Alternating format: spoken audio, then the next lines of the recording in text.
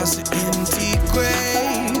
Life eternal, you have won the day. Shout it out, Jesus is alive. He's alive. Oh, happy day, happy day. You wash my sin away. Oh, happy day, happy day. I'll never be the same. Forever I'm changed. I'll never be the same. When I stand in that place, realize meeting face to face. I am yours, Jesus, you are mine. In this joy, perfect peace, earthly pain finally will cease. Celebrate, Jesus is alive. He's alive. Oh, happy day, happy day. You wash my sin away. Oh, happy day, happy day. I'll never be the same. Forever I'm changed. I'll never be the same. Oh, what a glorious day, what a glorious way. You have saved me, and oh, what a glorious day, what a glorious name. Oh, happy day, happy day. You wash my sin away. Oh, happy day, happy day. I'll never be the same. Forever I'm changed. I'll never be the same.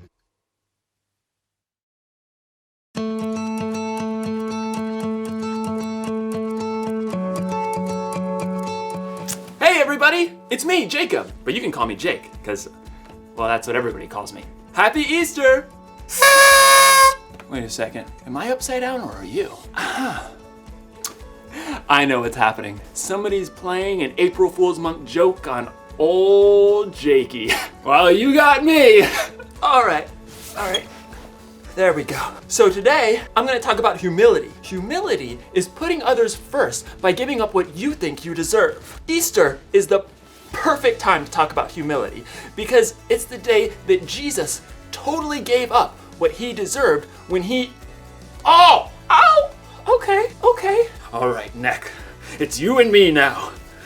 Oh! All right, that's fine. You wanna play? Let's play.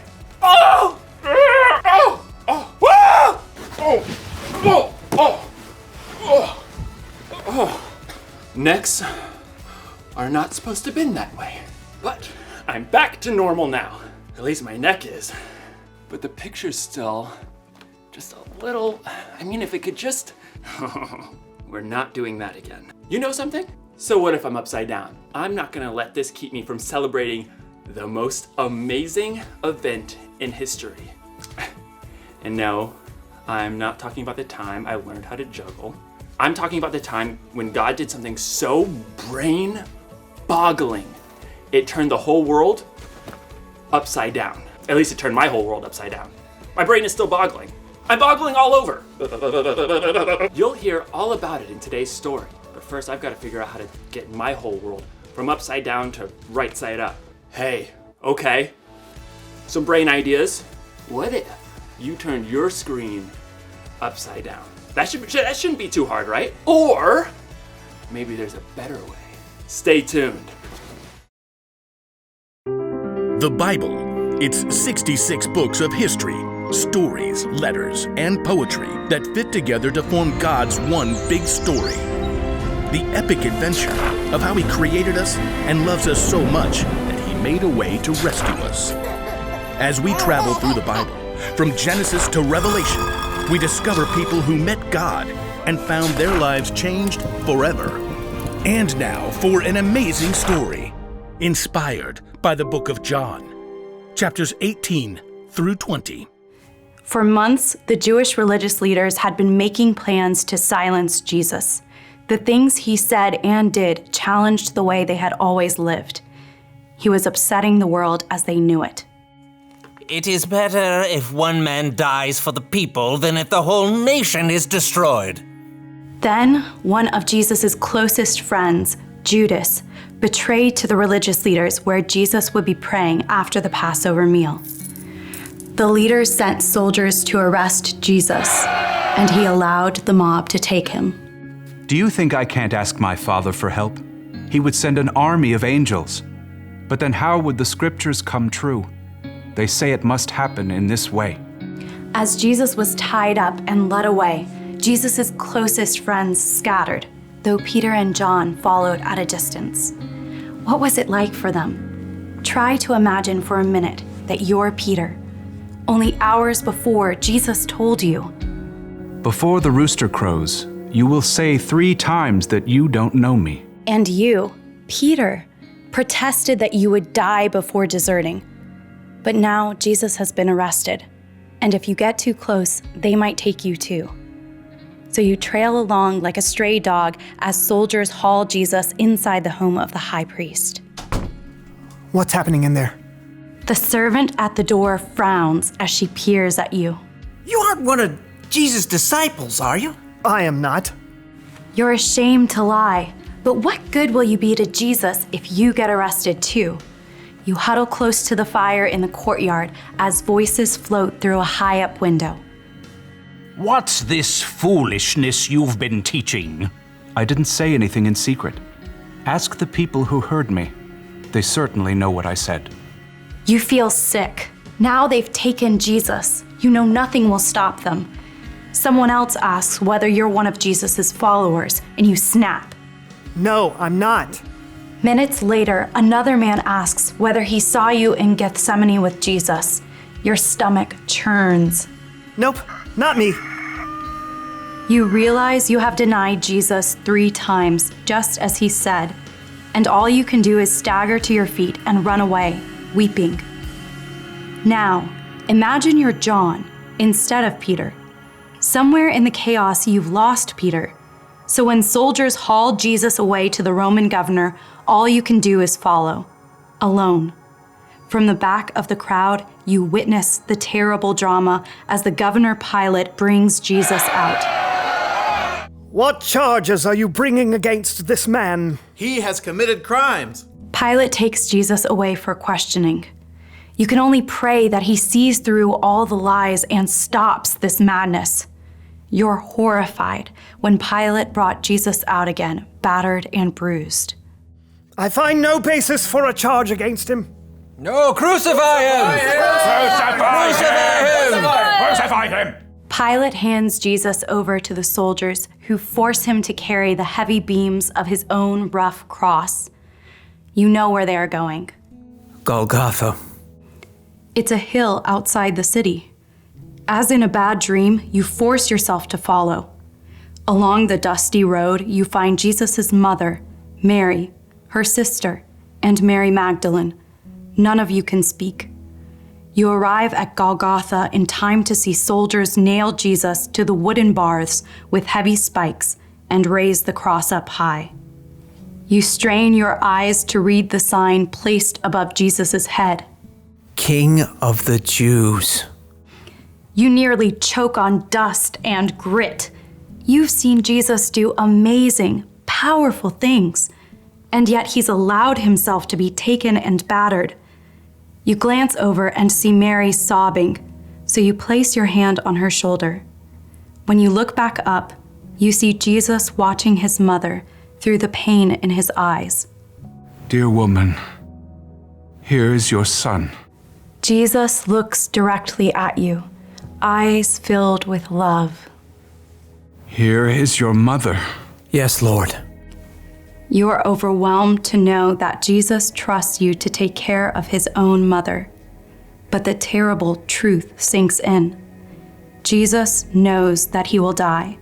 He's planning on it, just as he's been saying for weeks. A short time later, you see him lift his gaze to heaven. It is finished. Then he bows his head, and you can see the life leave his body. All the air seems to leave your own lungs too. You thought Jesus was God's chosen one.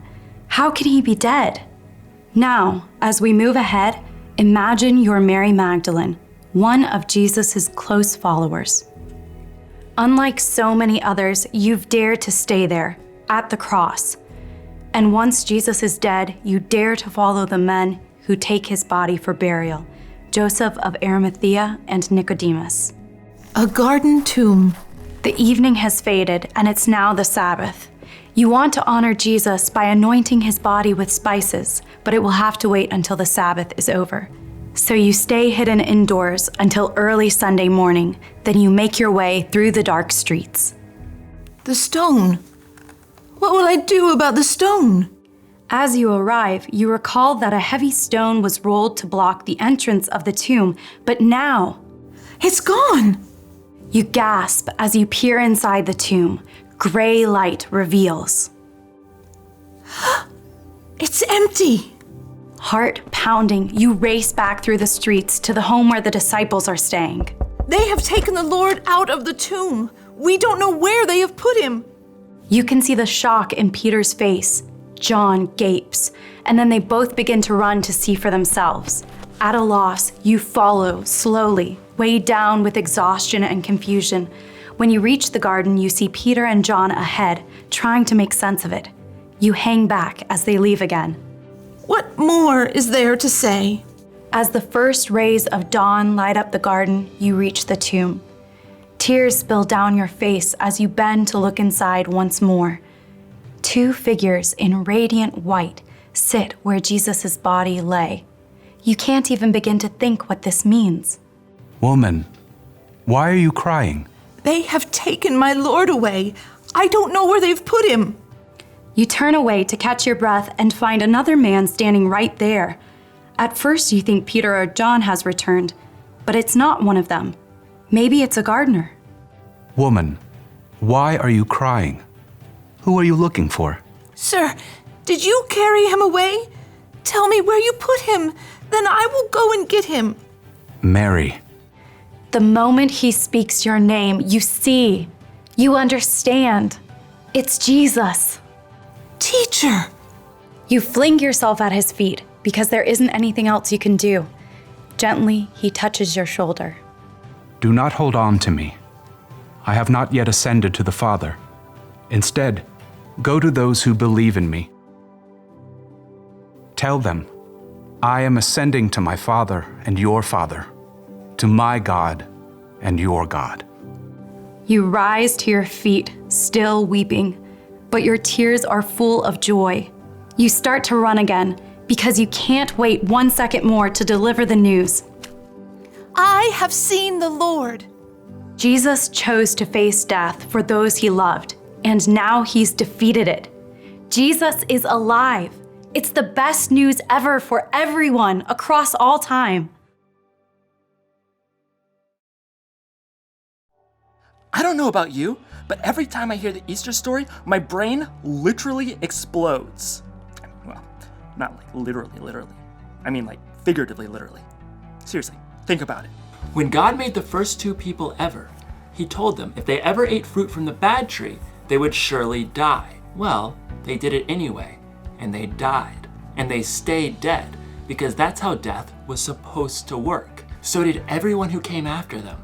Abraham died.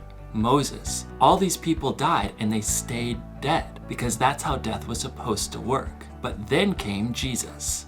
When Jesus died, everyone thought he was gonna stay dead too. But God can do stuff that nobody else can do. So he rolled away the stone and brought his son back to life. I'm getting lightheaded just thinking about it. Jesus is so strong, not even death can stop him. So it's kind of like everything's upside down in this story too. Jesus dying when he didn't do anything wrong is upside down. Jesus coming back from the dead is upside down. Even I'm upside down. Whoa, all right, okay. I'm gonna get back up now. I'm getting really lightheaded. Oh. Here's the one thing to remember today. Jesus put us first. Jesus died on the cross so me and you can have a relationship with God that lasts forever. And Jesus rose again to show that there's literally nothing he can't do. Literally. So, you should definitely put your faith in Jesus if you haven't already. Ask someone you trust if there's anything you don't understand. That's what I'd do. In fact, does anyone understand how to make a video turn right side up again? I mean, I've tried everything. Wait a second. My phone's upside down. My phone was upside down the whole time. Classic Jakey.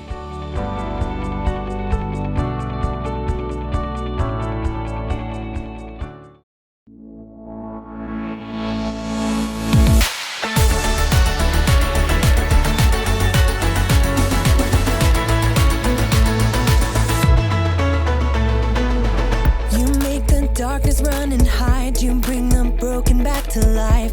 Only you can, only you can. You set me free from every chain, you fill my heart with songs of praise. Only you can, only you can.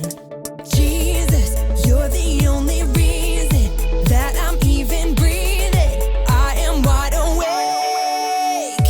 My heart beats only for your glory. My hands reach up for you to hold me. My soul sings, Father, you are holy. My feet dance to your rhythm, to your rhythm. Every beat is calling out your name.